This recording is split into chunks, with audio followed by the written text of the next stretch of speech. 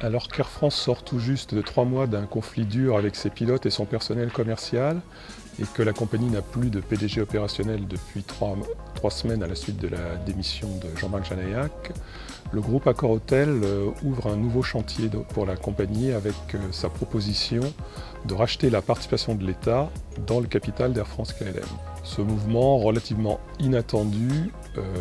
est censé débloquer la donne pour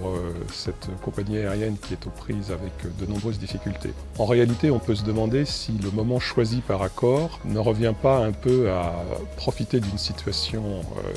difficile pour le groupe Air France-KLM, dont le cours a baissé de 50% depuis le début de l'année. Par conséquent, pour faire plutôt une bonne affaire, mais sans que ce soit forcément le cas pour l'État, dont la participation de 14% elle-même a vu sa valeur fondre de moitié depuis 6 mois. Pour faciliter son développement, Air France avait fait rentrer dans son capital à la fin de l'année dernière 2 grandes compagnies étrangères, l'américain Delta et le chinois China Eastern, qui sont rentrés à des cours très supérieurs au niveau de bourse actuel, à peu près supérieurs de 50%. Donc on peut se demander ce que ces actionnaires eux-mêmes penseraient du fait qu'un nouveau groupe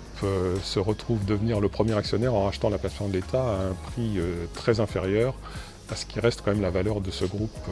malgré ses nombreuses difficultés.